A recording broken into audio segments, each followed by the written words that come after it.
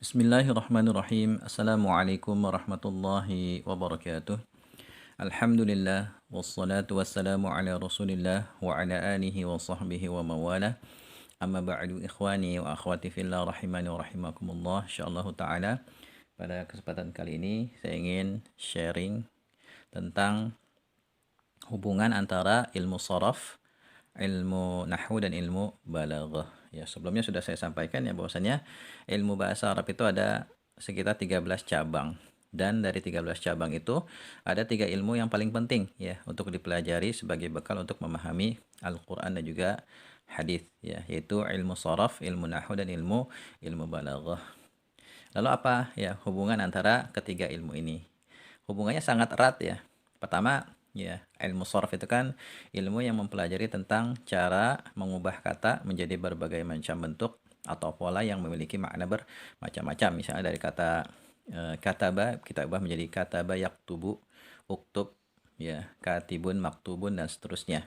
Nah, dari kata-kata yang kita ubah itu, kalau kita ingin menyusunnya menjadi kalimat, maka kita harus belajar ilmu nahwu terlebih dahulu. Ya, karena ilmu nahwu adalah ilmu yang mempelajari tentang cara menyusun kata menjadi kalimat sempurna. Ya, misalnya kita bisa bikin kalimat jaa aliyun gitu. Atau misalnya aliyun ustazun, Ali adalah seorang ustadz. Nanti ya kalau kita belajar ilmu nahwu, kita akan belajar bagaimana caranya menyusun kalimat-kalimat sempurna dalam bahasa Arab. Misalnya yaqra'u at-talibu al-Qur'ana. Ya, siswa itu sedang membaca Al-Qur'an amamal fasli di depan kelas yaumal jum'ati ya, pada hari Jumat sobahan pagi hari. Misalnya seperti itu. Itu materinya ada dalam ilmu nahwu. Nah, itu kaitan antara ilmu sharaf dan ilmu nahwu. Jadi kalau ilmu sharaf fokusnya di kata, sedangkan ilmu nahwu fokusnya di kalimat.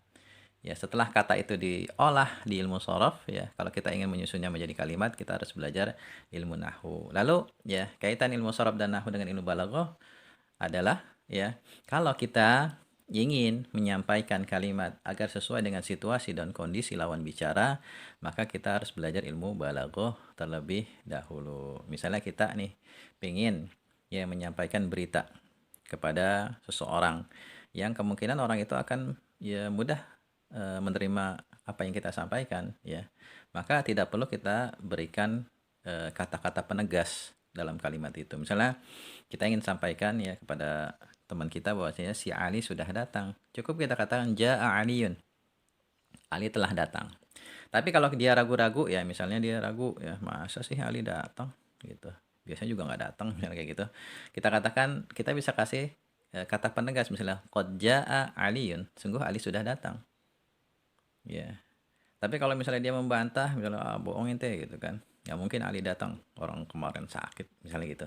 Maka kita bisa kasih penegas yang lebih banyak. Misalnya, wallahi demi Allah, laqad jaa Aliun. Sungguh Ali benar-benar sudah datang. Nah, itu ilmu balaghah itu. Apa namanya? Pembahasannya ada di ilmu balaghah. Ya, kita akan belajar bagaimana cara menyesuaikan kalimat dengan situasi dan kondisi lawan bicara. Nah, jadi di sini hubungannya ya antara ilmu nahwu, ilmu sharaf dan ilmu balaghah. Kalau ilmu nahwu ya kita belajar fokusnya di kata, pembentukan kata. Kemudian kata kalau kita pengen susun menjadi kalimat ya nanti dipelajari dalam ilmu nahwu. Kemudian kalau kita ingin menyampaikan kalimat agar sesuai dengan situasi dan kondisi lawan bicara, nanti kita pelajari dalam ilmu balaghah. Nah, ini kaitan antara ilmu sharaf, ilmu nahwu dan ilmu balaghah. Nah, dari sini kita bisa ambil pelajaran bahwasannya ya untuk bisa mempelajari ilmu balaghah dengan baik, maka kita harus punya bekal ilmu nahwu dan sharaf terlebih dahulu gitu. Walaupun mungkin nggak perlu yang tinggi-tinggi. Ya cukup misalnya tingkatan menengah atau mungkin tingkatan dasar. Nggak masalah kita selesai ajurumiyah, kitab al-muyassar fi ilmi nahwi. Nggak masalah tingkatan dasar kita belajar balaghah. Yang penting yang kita pelajari adalah dasar-dasarnya dulu, yang gampang-gampang dulu. Ya jangan belajar ilmu balaghah yang susah-susah. Dari kitab misalnya di situ sudah banyak pembagiannya itu nanti bikin pusing. Yang penting ya kita pelajari dulu dasar-dasarnya. Pelajaran inti ilmu balaghah itu apa aja? Ya itu yang penting kita pelajari. Kalau kita ya nahwu sharafnya masih tingkat dasar insyaallah.